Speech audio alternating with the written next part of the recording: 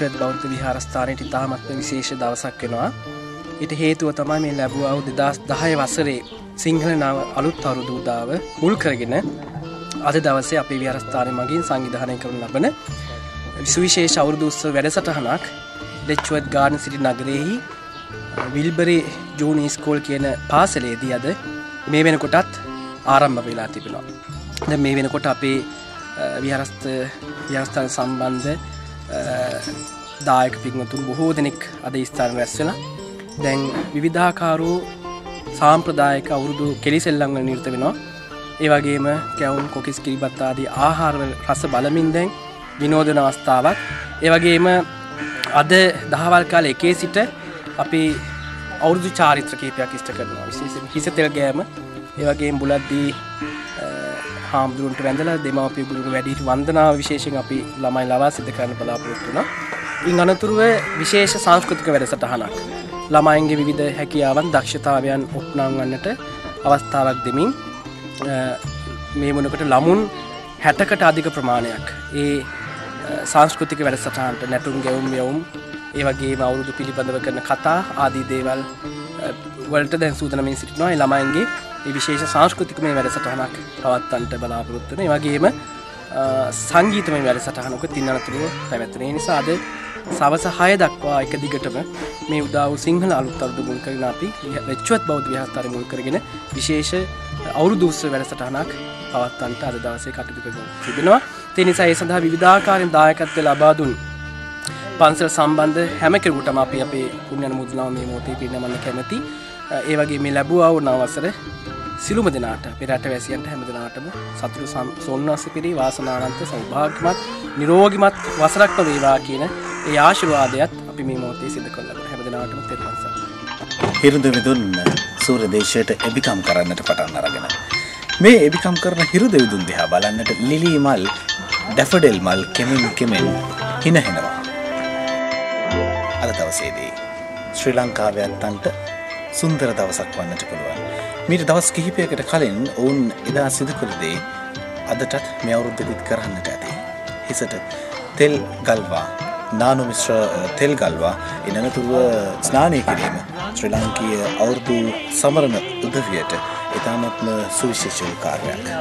මේ දේ ලන්ඩනයේ සිටින උන්ට සිදු කරන්නට අවස්ථාව ලබා දෙන්නට අපේ ලෙච්චුවත් බෞද්ධ විහාරයේ ස්වාමීන් වහන්සේ කටයුතු සිදු කර තිබුණා. මේ සියල්ල අද දවසේදී සිදු වෙනවා. අපි සූදානම් ලෙච්චුවත් පන්සලේදී මේ දායක මහතුන්ගේ දායකත්වයෙන් ස්වාමීන් වහන්සේ ප්‍රමුඛ විශේෂයෙන් සඳහන් කරන්නට ඕන නාහල්ලේ රාහුල ස්වාමීන් වහන්සේගේ ප්‍රධානත්වයෙන් සිදු කරන්නා වූ මේ හිසතෙල් ගෑමේ මංගල්‍ය සමගින් කුඩා ඇත්තන්ගේ බක්මහවුලෙල අද දවසේදී ගෙනෙන්නට සූදානම්. ලෙච්චුවත් විල්බරි ක්‍රීඩාංගණයට අපි දැන් යමු.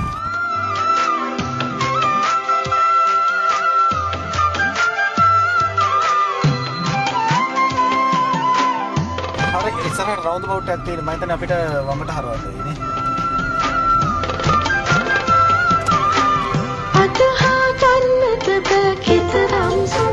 හලෝ මම ජනක තවත් සමාජිකයෙක් මම සජිත්. අද ඉතාමත් ලස්සන දවසක් ශ්‍රී ලංකා රේඩියෝ එක අද අපි ඇවිල්ලා ඉන්නේ ලෙච්චුවත් පන්සල අවුරුදු උත්සවයට. ඒ වගේම අපි දැන් පන්සලටත් ගිහිල්ලා අපි දැන් මේ අවුරුදු 23 තැනට යනවා. ඉතින් අපි බලාපොරොත්තු වෙනවා ඉස්සෙල්ලා දැන් මේ ක්‍රීඩා උත්සව තියෙන තැනට ගිහිල්ලා පොඩ්ඩක් සප්පායන් වෙලා ශ්‍රී ලංකා රේඩියෝ ගෙනේන අවුරුදු උත්සවයට සමග සම්බන්ධ වෙන්න. විශේෂයෙන් කියනවනේ මේකේ මම රියදුරු වැඩේ කරාට රියදුරු නෙමෙයි. නමුත් කොහොමද මගේ බලාපොරොත්තුවක් ඉෂ්ට වෙනවාද අනිවාර්යෙන් ඒක කියන්න ඕනේ. ඒ තමයි මේ ලංකාවේ උදේ නම් උදවිය නම් මේ කලින් මේ වැඩේ කරා හිසතෙල් ගාලා ස්නානය කරා. අද දවසේදී අපිට පුළුවන් හිසතෙල් ගාලා අවුරුද්දකට පස්සේ නාන සජිත් දිහා බලන්න.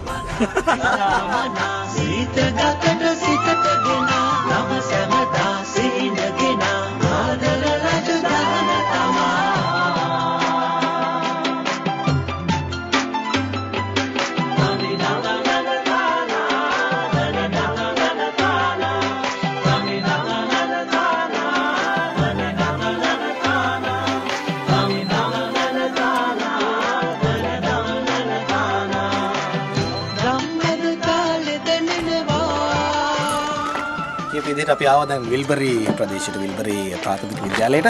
අන්න අර ගොඩනැගිලි තමයි උත්සවයේ සංවිධානය කරලා තියෙන්නේ. උදෑසන වරුවේ අපිට දැනගන්නට ලැබුණා ක්‍රීඩා අංග තිබුණායි කියලා. ඒ මේ යහපැත්තේ තියෙන කෙලිබිමේ විශේෂයෙන්ම සඳහන් කරන්න පිටිය තරඟ පැවතුණා කියලා තමයි අපිට දැනගන්නට ලැබුණේ. අපි යනවා දැන් ඇතුළට. ඇතුළට ගිහිල්ලා අපි සූදානම් මේ තොරතුරු කියන්න අපිට. මේ වන විටත් ලහි සූදානම් මේ සූර්ය මංගලයේ විල්බරි වල ඉඳලා ශ්‍රී ලංකාවේ ඇත්තන්ට අවුරුදු සමරන ඇත්තන්ට තිලින කරන්නට.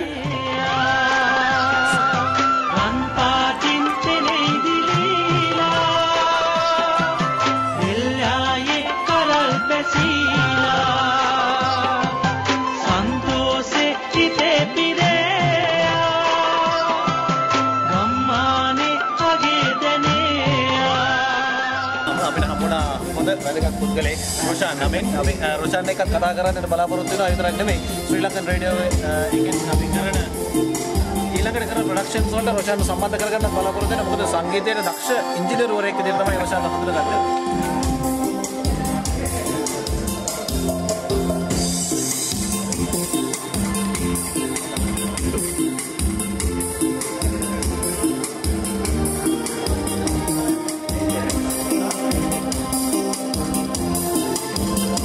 කතාවක් තියෙනවානේ කුස පුරවාගෙන ධර්මය අසන්න කියලා ඉවරලා ඒ වගේ තමයි මේ අපේ උදවියත් සූදානම් වෙන්නේ. දැන් ඉස්සෙල්ලාම මේ ආහාර පාන අනුභව කරලා ඒ අනතුරු මේ උත්සවයට සහභාගී වෙන්න අපි තව සුළුමෝදකින් අහමු. තවත් කීප දෙනෙක්ගෙන් මොනවද හිතෙන්නේ මොන වගේ දේවල්ද හිතෙන්නේ කියලා.